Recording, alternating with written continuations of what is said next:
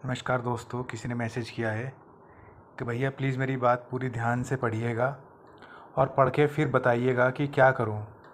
भैया मैंने आपको बताया था कि मैं जिस चीज़ का एग्ज़ाम देने वाली थी मैंने उसमें मेहनत की, एग्ज़ाम दिया। मेरा जहां सेंटर गया था सुबह 8 बजे एंट्री करवा ली गई और 10 बजे तक बिठाया गया। वैसे फिर 10 से 12 बजे तक एग्ज़ाम चला, पूरे 4 घंटे तक एक जगह पर बैठे रहे। रूम में फ़ैन भी नहीं लगा था, गर्मी से उलझन हो रही थी। फिर भी मैंने अपनी तरफ से पूरी कोशिश की, लेकिन मेरा एग्ज़ाम ख़राब हो गया। टोटल 150 क्वेश्चंस थे 300 मार्क्स का, जिसमें मेरा 150 मार्क्स बन रहे हैं और मैं जनरल कैटेगरी से हूँ। मेरी किस्मत ख़राब है। अब तो मैं जान गई। वही मेरी बहन जो मुझसे 3 साल छोटी है, उसने भी वही एग्ज़ाम दिया। उसके 300 में 170 नंबर बन रहे हैं। वो कह रही थी मुझे पेपर देने का मन नहीं है, और मैं बस तुक्का लगाई और पता नहीं कैसे मेरे इतने सही हो गए। वो पहले ही मुझे मेरे हाई स्कूल और इंटर के कम नंबर को लेकर ताना मारती थी, डॉक्टर के सपने को लेकर भी। अब तो इसके बाद मेरी ज़िंदगी और भी बेकार लग रही है।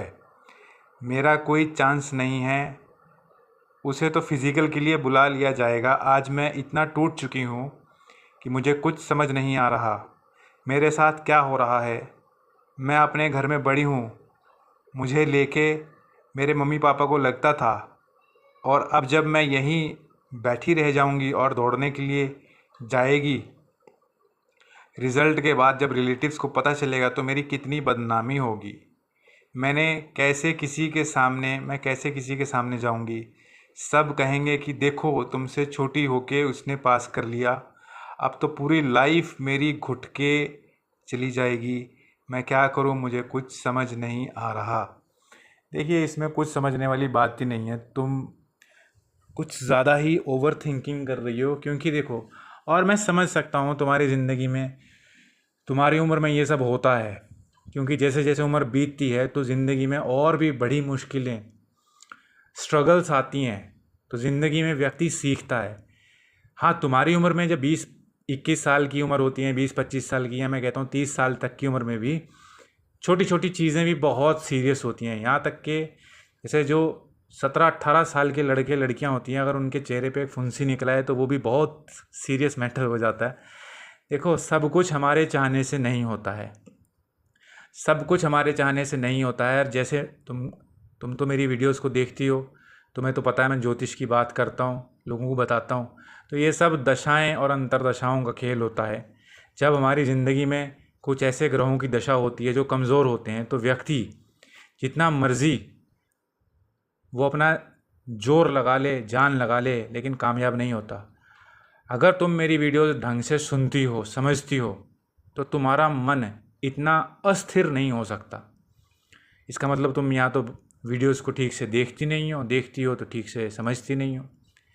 क्योंकि मैं उन वीडियोस में सिर्फ यही बात बार बार बताता हूँ कि व्यक्ति अपने कर्मों से संबंधित, वो जो भी कुछ करता है उसके कर्म ही आगे चल के उसका कर्म फल बनते हैं, और वो कर्म फल प्रारब्ध के रूप में, भाग्य के रूप में व्यक्ति के सामने आता है। अब कोई आदमी मेहनत करता है, बहुत ज़ोर से ज़बरदस्त मेहनत करता है, जैसे तुमने करी, तुम्हारी पूरी इच्छा है, लेकिन तुम्हें लगता है तुम रह जाओगी, और तुम्हारी बहन जो तुक्के मार के ही आ गई, उसकी संभावना ज़्यादा है। तो ये उसका प्रारब्ध है, भाग्य है, कर्म फल है, जो उसने पिछले जन्मों में कुछ ऐसे कर्म करे थे जिसकी वजह से उसके साथ ये स्थितियाँ आई। अभी ये जो तुमने बातें करी है कि वहाँ पे पंखे की सुविधा नहीं थी, अभी कुछ वक्त पहले ही मैंने थोड़ी देर पहले एक अखबार में खबर पढ़ी थी कि इस भर्ती में जाने कितने लोगों की ज़िंदगी पे मुसीबत आ गई। फिज़िकल के दौरान लोगों की हालत इतनी बुरी हो गई, ख़राब हो गई, बहुत ही बुरी स्थिति में पहुंच गए। तो क्या उन्होंने मेहनत में कोई कमी छोड़ी थी? तो ये नहीं होता है कि सब कुछ हमारे मन मुताबिक चलेगा। बहुत कुछ होता है इस दुनिया में, और हमें एडजस्ट करना पड़ता है। और एक तुम्हें एक तजुर्बे की बात बताता हूँ मैं अपने ज़िंदगी में। ऐसा नहीं होता कि हमें सफलता अगर मिलती है तो वही सबसे अंतिम सत्य है। मैंने लोगों को जीत के हारते हुए देखा है। ज़रूरी नहीं होती है कि हर जीत हमारे फ़ायदे की होती है। कई कई बार कुछ हार भी हमें एक बेहतर भविष्य की ओर लेके जाती हैं। और ये सच्चाई है, ऐसे जाने मैंने कितने लोगों को सुना है, कितने लोगों की कहानियाँ पढ़ी हैं। इसलिए मैं ये बात कह सकता हूँ। जैसे कुछ लोग होते हैं, जैसे कितने लोगों को मैंने सुना है सेम टू सेम, कि जैसे एक आदमी था, उसका फ़ौज में जाने का सपना था।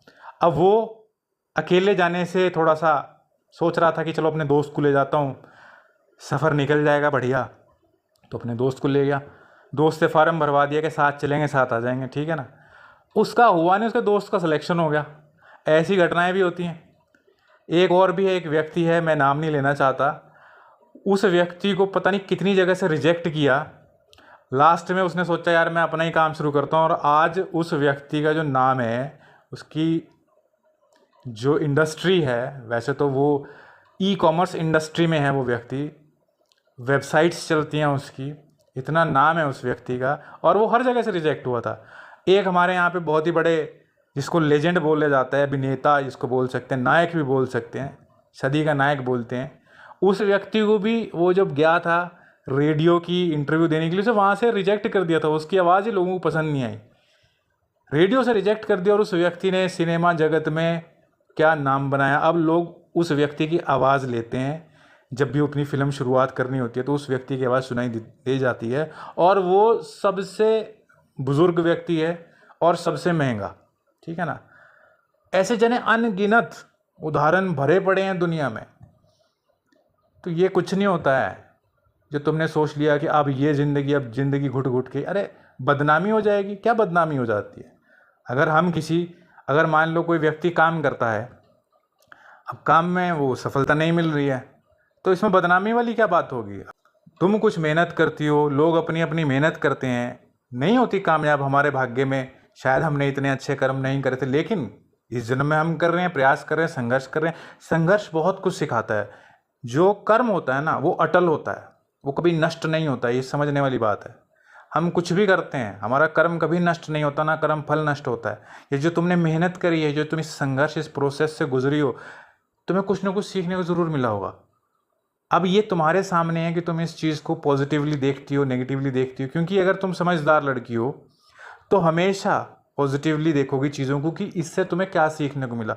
और बात रही रिश्तेदारी की, कि लोग क्या कहेंगे, लोग ये लोग वो, अरे लोगों की याददाश्त बहुत कमज़ोर होती है, मैं बहुत अच्छे से जानता हूँ। दुनिया के लिए तुम जितना मर्जी अच्छा कर लो, सब भूल जाएंगे, और तुम दुनिया का कितना बिगाड़ लो, वो भी भूल जाएंगे। ये असलियत है, ये कड़वा सच है। वैसे तो मैं ये नहीं कहता कि किसी का बुरा करना चाहिए, बुरा तो कभी नहीं करना चाहिए, क्योंकि हमारा आगे ही आएगा वो किस्मत बन के। लेकिन किसी को भी कुछ भी याद नहीं रहता है। वक्त के साथ सब कुछ धुंधला हो जाता है, और समझदार व्यक्ति तो मजाक उड़ाता ही नहीं है। अब वो तुम्हारी छोटी बहन है, उसमें तो अकल ही कम है, बच्ची है, बच्चा बुद्धि है, अकल है नहीं। तुम्हारे घर में भी कोई इतना बड़ा मैच्योर आदमी है नहीं, इमोशनली मैच्योर, उम्र से तो बड़े होंगे, लेकिन होता है एक विजडम बौद्धिक तौर पे। तो वो उसको बोलता नहीं, बेटे गलत है ये जो तुम करते हो, ऐसा नहीं करना चाहिए, तुम्हारी बड़ी बहन है, इसकी इज्जत करनी चाहिए। अध्यात्म, जिस घर में, जिस व्यक्ति के जीवन में अध्यात्म नहीं होता, उसका मन कमज़ोर हो जाता है। इसलिए अध्यात्म को बहुत इम्पोर्टेंस व्यक्ति को देनी चाहिए। और क्या होता है अध्यात्म? खुद का अध्ययन ही तो होता है। स्वयं को जानो, स्वयं को समझो। इतनी बातों को लेके परेशान हो जाना कि मेरी ज़िंदगी ख़राब हो जाएगी घुट घुट के, अरे अभी मैंने शायद खबर देखी थी कुछ वक्त पहले, अभी तो बहुत भर्तियां निकलनी है, और मैं कहता हूँ अगर किसी भर्ती में सिलेक्शन ही नहीं हुआ तो दुनिया में क्या नौकरियां निकलनी बंद हो जाएंगी? दुनिया में कुछ काम ही नहीं रहेगा। ये कौन लोग हैं जो ताने मारते हैं? और अगर तानों से डरने लग गए तो ज़िंदगी में कभी कुछ कर ही नहीं पाओगे। इतने लोग फिल्म इंडस्ट्री में अपना भाग्य आजमाने जाते हैं। अब सारे थोड़े कलाकार बन जाते हैं, लेकिन वो रिस्क लेके जाते हैं। या किसी भी इंडस्ट्री में जाते हैं, मॉडलिंग में लड़कियां जाती हैं, कई गाँव से निकल के लोग मॉडलिंग में जाती हैं, लड़कियां मॉडलिंग करती हैं, फिल्मों में काम करती हैं। लड़के जाते हैं, हीरो बनने जाते हैं, क्या सारे हीरो बन जाते हैं? लोगों का काम नहीं चलता है। हमें ये मैटर नहीं करता है कि लोग क्या सोचते हैं, क्योंकि लोग हमेशा नेगेटिव ही सोचते हैं, नेगेटिव ही बोलते हैं, क्योंकि मज़ा आता है दूसरे में नुक्स निकाल के, दूसरे को नीचा दिखाने में। क्योंकि कहीं ना कहीं सबकॉन्शियसली हम अपनी ईगो को संतुष्ट कर रहे होते हैं। ये मानव स्वभाव है। इसको आप समझो कि व्यक्ति तारीफ़ वहीं पे करता है जहाँ पे उसको उसका काम, उसका फ़ायदा नज़र आता है। जहाँ पे उसको लगता है कि यहाँ से मेरा कुछ नहीं बनना, इससे मुझे कुछ नहीं मिलना, तो दो गालियाँ जितनी देनी है, क्योंकि हमें क्या फ़ायदा। ये व्यक्ति का स्वभाव होता है। इस चीज़ को समझना बड़ा ज़रूरी होता है। और ये रिश्तेदार, जिन रिश्तेदारों को लेके परेशान हो तुम, कुछ वर्षों के बाद ये सब अपनी अपनी घर गृहस्थी में बिजी हो जाएंगे, कोई किसी के साथ संपर्क भी नहीं रखता। ये भी एक बात है जो व्यक्ति उम्र के साथ सीखता है। ये जो हमारे भाई बहन है, ये जो जिस बहन को लेके तुम इतना परेशान हो, तुम अपनी मम्मी से पूछना इस चीज़ को, या देखना, या तुम अपने आसपास के लोगों को देखना। ये जो बहनें होती हैं, जब शादियां हो जाती हैं, अपनी घर गृहस्थी में इतनी बिजी हो जाती है कि उसका जो पति है और उसके पति के रिश्तेदार ही उसकी फैमिली हो जाएंगी। वो तुम्हारे साथ तो इतना कोई संपर्क भी नहीं रखेगी। हाँ, कभी कभार की रिश्तेदारी दोस्ती रह जाती है, और वो भी ना के बराबर। ये सगे संबंधियों में ऐसा होता है। इसलिए मैं बार बार लोगों को शादी की बात भी करता हूँ। कभी शादी का टॉपिक होता है, शादी की इंपॉर्टेंस क्या है। तुम अगर मेरी वीडियोस ध्यान से सुनोगी और समझोगी, तुम्हें समझ में आ जाएगा कि ये चीज़ें बहुत शैलो होती हैं, बहुत उतली होती हैं।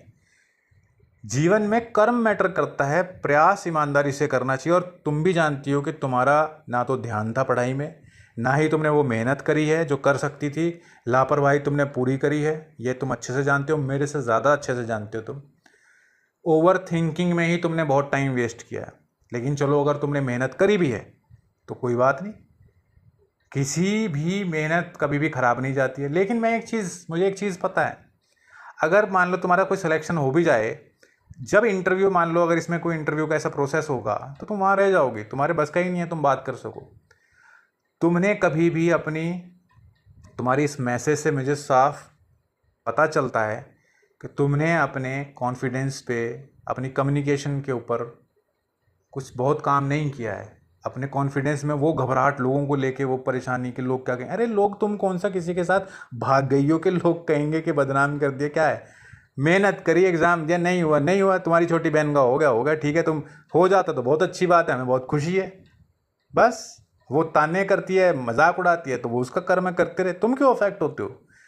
यही जीवन में समझना है कि लोग तो ताने मारा ही करते हैं, तंज कसा ही करते हैं, तब तक जब तक आप सफल नहीं होती। तो आदत डाल लेनी चाहिए, कोई कुछ बोले इग्नोर कर देना चाहिए। और कोई कितना बोलेगा, कब तक बोलेगा, आप जवाब ही नहीं दे रहे हो तो कब तक बोलेगा। तुम्हें तो बस अपना ये देखो कि मुझे किस चीज़ के ऊपर काम करना है, मेरी क्या क्या कमज़ोरियां हैं। अपनी कमज़ोरियों पे जब तक काम नहीं करोगे, कोई भी व्यक्ति जब तक अपनी कमज़ोरियों के ऊपर, अपने डर, वहम, समस्याएं, बात करने की कला ही नहीं आती है, लोगों से बात ही नहीं कर पाते हैं। इंटरनेट पे, टेक्स्ट में, चैटिंग में तो खूब लोगों को बातें कर लेते हैं लोग। खैर तुमसे तो जहाँ तक मुझे पता टेक्स्ट में भी बात नहीं होती है, टेक्स्ट मैसेज में भी। लेकिन कुछ लोग होते हैं कि जो इंटरनेट पे लोगों से बात कर लेते हैं, चैटिंग वगैरह कर लेते हैं, रियल में फेस टू फेस नहीं कर पाते हैं।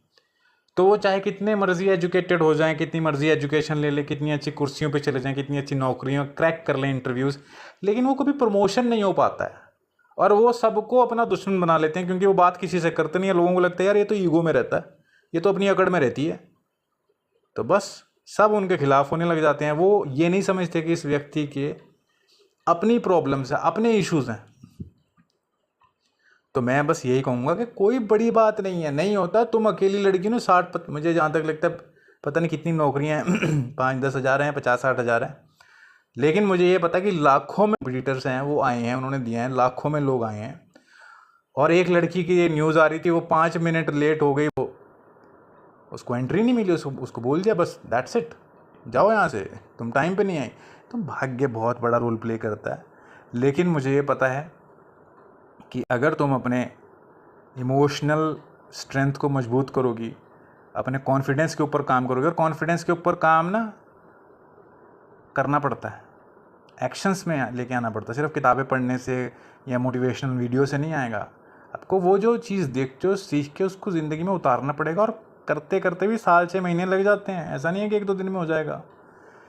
लेकिन एक बार जब तुमने अपने कॉन्फिडेंस पे काम कर लिया, अगर अंग्रेज़ी बोलती हो तो उसको और अच्छे से अंग्रेज़ी बोलने, अपनी इस लैंग्वेज के ऊपर अच्छे से बोलना सीख लिया तुमने, तो कॉन्फिडेंस से जब बात करोगे अंग्रेज़ी में इंटरव्यू में, तो बहुत आसानी से तुम्हें मिल जाएगी। तुम तो इस बात में घबरा जाती हो कि जब टीचिंग के लिए जाती हो तो वहाँ पे जाके और लोगों के सामने इतने बच्चे होंगे, उनके सामने तुम कैसे लिखोगी। तुम्हें क्या लगता है वाकई में तुम ये नौकरी कर भी लेती अगर तुमको मिल जाती तो? है कॉन्फिडेंस? तुम कौन सी नौकरी में जा रहे हो जहाँ पे सबसे ज़्यादा हिम्मत की ज़रूरत पड़ती है? और हिम्मत है तुम्हें, हिम्मत तो तुम में बच्चों को फेस करने की नहीं है। अब तुम्हें मेरी बातें बुरी ज़रूर लग रही होंगी, लेकिन अगर मैं तुम्हें ये बातें नहीं बताऊंगा तो तुम्हें रियलाइज़ कैसे होगा, कैसे समझोगी। इसलिए कोई कोई दिक्कत वाली बात नहीं है, होता है तो बहुत अच्छी बात है। पहली बात तो तुम्हें बहुत जल्दी वो नहीं करना चाहिए, अंदाज़ा नहीं लगाने चाहिए कितने नंबर बन रहे हैं कितने नहीं बन रहे हैं, लेकिन फिर भी तुम्हें तैयारी करनी चाहिए अपने आप को स्ट्रॉन्ग करने की।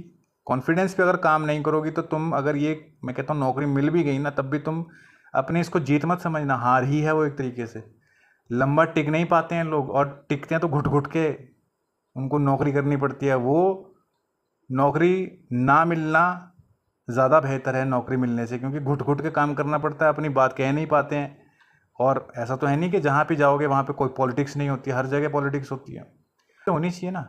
तो बस मैं यही कहना चाहता हूँ, ये तो छोड़ो ही मत, लोग क्या, ये तो सोचो ही मत कि लोग क्या कहेंगे। लोग तो कुछ देर कहते ही हैं, टाइम पास करेंगे और बस ठीक है, भूल जाते हैं। सबके साथ ऐसा होता है, तुम अकेली नहीं हो दुनिया में, सब घरों में यही कहानी है। सब लोगों का मजाक उड़ रहा है जब तक वो कामयाब नहीं होते। जब कामयाब हो जाते हैं तो फिर यही रिश्तेदार कहते हैं, अरे हमें तो पता था, हमें पता था ये कामयाब होगा, ये कामयाब होगी, हमें तो पता था। सबके सुर बदल जाते हैं सब। और सबसे बड़ी बात ज्योतिष की जो कहूँ, दशाएं अंतरदशाएं होती हैं तो पता नहीं, तो वो दशाएं बदलती हैं, लोगों का भाग्य बदलता है। वक्त कभी किसी का एक सा रहता ही नहीं है। ये जो तुम्हारी बहन है, ये इतनी कॉन्फिडेंट है या जो इतना अपने आप को समझती है, शायद इसकी दशाएं अच्छी चल रही हैं, सारे इसके फेवर में हैं। जब इसकी दशाएं खराब होंगी तो सारे इसके अगेंस्ट में हो जाएंगे। जब तुम्हारा अच्छा वक्त आएगा तो तुम्हारे सब फेवर में हो जाएंगे, अभी वक्त खराब है तो तुम्हारे अगेंस्ट में है। ये ऐसा ही होता है। इसलिए किसी भी सफलता को या असफलता को अंतिम सफलता या अंतिम असफलता नहीं समझना चाहिए। सब वक्त के साथ बदलता रहता है। अपनी इमोशनल वीकनेसेस पे काम करो, कॉन्फिडेंस को इम्प्रूव करो, बस मैं यही कहूँगा। बाकी अपना कर्म करते रहो, कर्म कभी नष्ट नहीं होता व्यक्ति का। Thank you.